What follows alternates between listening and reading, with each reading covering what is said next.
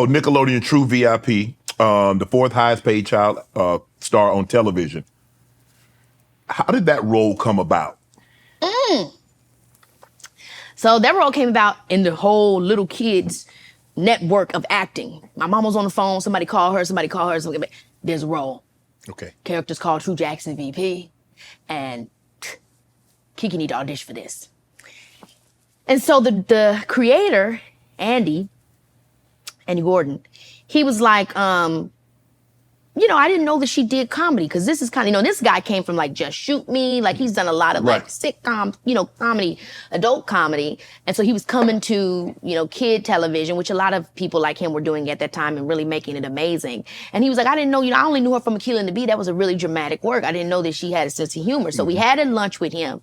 And then I think I got on tape for it. And the next thing you know, I got the role. Wow. And I was like, oh, wow. It made me think about the Disney thing. And I was like, wow, so it was going to happen. It just wasn't time. Right. And it was a whirlwind. Like I feel like I was popular then, and a lot of times people think about Akilah and the Bee and they don't remember it in real time. Like in real time, Akilah and the Bee bombed. It wasn't like a movie that did good in the theaters. And like nobody really went to see it. People didn't understand it.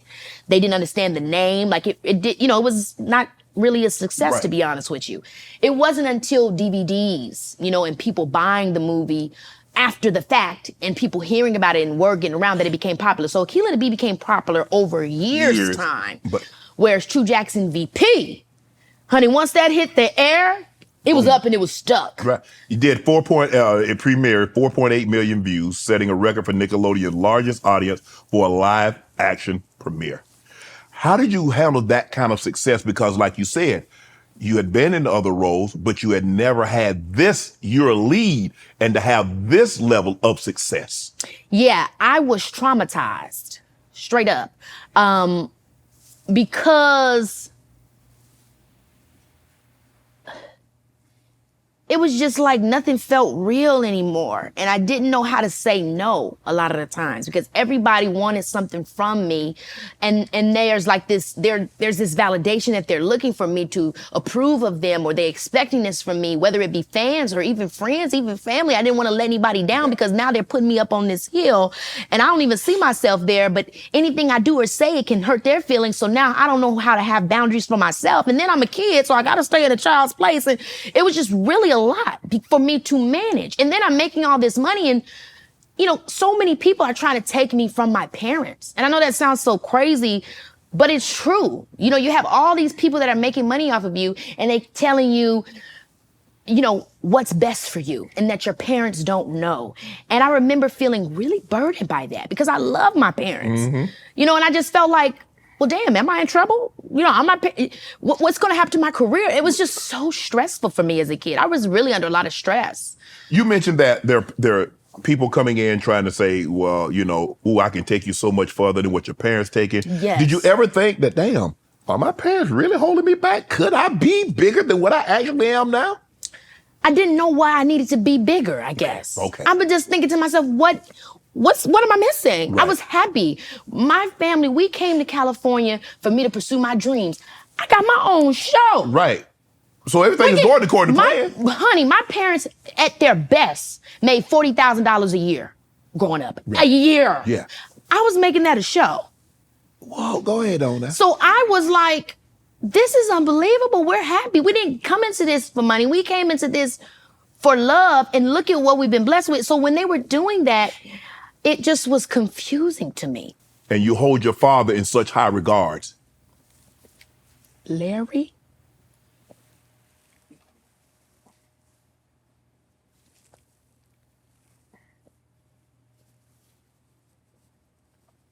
I remember in that time period that I was telling you about, where the people were trying to take me from my family and talk about all the money I made. I said something very hurtful to my father. I said, well, I'm the one making all the money. He said, very calmly, there's a lot more that goes into leading a family than making some money.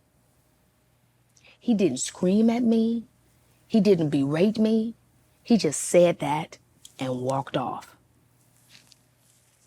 Larry has taught me everything that it means to be of service. What is sacrifice and reward? What is kindness and strength under pressure? And yes, that is everything I expect a man to be. There was an incident that happened, and you spoke about the Trey Songz incident. We don't have to get into it, but I would like Come on, Hand. That was so deep. You ain't got to. But how important is it for women to speak up, to speak out? It's important. I know it's hard. If somebody doesn't want to speak out, I'm also not that person to pressure them, because there's been other things that I've endured that I ain't spoke out about. No, I haven't put it in the book. Why? Why? I don't know how. I don't know what the reason would be to bring it up, okay, or what it would be to talk about. And again, I'm very cautious of everything I say and everything I do, because I don't like to be salacious. I like for everything I say to have a reason and a meaning. And with that video, it was hard to speak out about all of that, because I didn't want people to think I was trying to just say, like, he was trying to get at me, he wanted me, because I don't think that's what it was about. It was just about power. And sometimes people's sexual prowess is their power. Right. If I think you want me, then I can use that to get you to do what I want. I think it was simply that. Yes. I didn't want him like that. I respected him. Right. I didn't see him that way. Right. And so that's why it went the way it went. And I just wanted to stand up for myself, because I felt that I hadn't stood up for myself in the moment. So when the video came out, that's what you saw. And so I think for anybody, speak up when you feel that the time is right, but always get it out.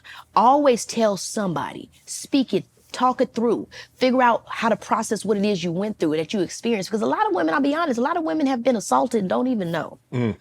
That's the weird nuances that it comes to when it comes to rape culture in our society. It's so embedded that a lot of people don't know when they're even being harassed, or when someone did something inappropriate, but they just have all these feelings, and then all of a sudden they start changing and they don't know how to act, and they don't know why they're feeling the way they're feeling. So I think it's important to write down how you feel, talk to somebody, speak to somebody about it, and get it out so that you can understand the experiences that you've had, whether you want to take them to court or not.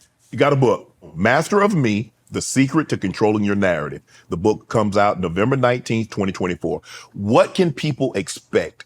Are we going to get a different side of KeKe? What are we going to get from this book? Yeah, well, it depends on how much you're into my work. If you're super into it, then you're going to feel like this is the KeKe you know that's continuing to evolve and develop and grow as a young woman. If you don't know me, then you're going to get a lot of interesting things that you aren't privy to. But I'll be honest, I don't believe in sipping tea that's bitter. I'm not a bitter person. You know what I mean? I'll share information if I feel that it's going to be useful for the next person. But ultimately, this is a book about self-mastery, about being able to show up for yourself in a better way that allows you to live in this world where we really can't control much, where things are going to go away that you didn't expect them to, that you can do everything that you thought in your mind was correct and things still may crumble. How do you survive from that? And on the other side of it, it's also about entrepreneurialism. It's about diversifying, right? A lot of people talk about me with KeKe Palmer. Okay, well, this book is about how I was able to do that, how I'm able to work in corporate and as an independent contractor, and what the steps I took to get there. And knowing that, again, I'm not trying to change a system that's been around hundreds of years before me, no matter how flawed we all know it to be. There can be some changes, but I'm not going to allow myself to be distracted around with that. Like Toni Morrison said, who I can't remember her exact quote, but sometimes racism and all that stuff, it can be a distraction to what you're really trying to do. Instead, I'm going to focus my attention on who I am and mastering myself and showing up in the best way that I can for me, so that I am not trapped in the same wheel that keeps on turning. Want to join Club Shay Shay? Become an official member by hitting that subscribe button, where you never know who's going to be joining us for drinks and conversation. Don't be late to the party, because we like to do something before two something.